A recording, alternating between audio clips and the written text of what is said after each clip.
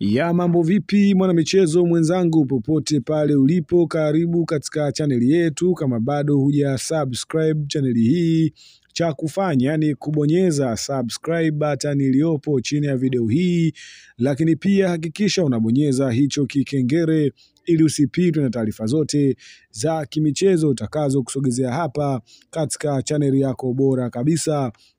ya kimichezo. Bana, baada ya kamati ya uchaguzi ya shirikisho la mpira wa miguu Tanzania TFF kutangaza uchaguzi mkuu wa TFF utakaofanyika tarehe 16 Agosti 2025 jijini Tanga, nafasi zinazogombewa ni pamoja na nafasi ya uraisi rais wa shirikisho la soka nchini Tanzania TFF nafasi moja, na nafasi ya wajumbe kamati ya utendaji nafasi 6, na zikatolewa gharama pia za kuchukua fomu ya uraisi, lakini pia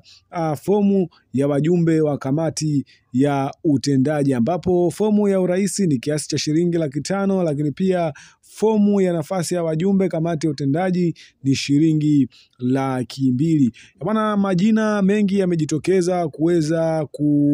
kuchukua fomu kwa ajili ya uchaguzi huo, na tumeweza kuona rais wa klabu ya soka ya Yanga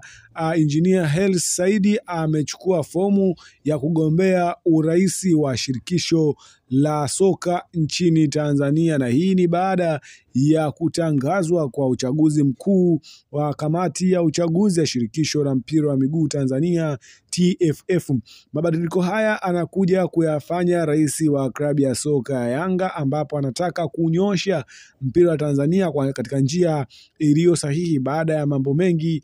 kuweza kutokea na kuamliwa kwa uchaguzi mkuu wa shirikisho hilo. Bwana, hii ni neema kubwa kwa klabu ya soka ya Yanga, lakini pia ni neema kwa mashabiki wa soka nchini Tanzania.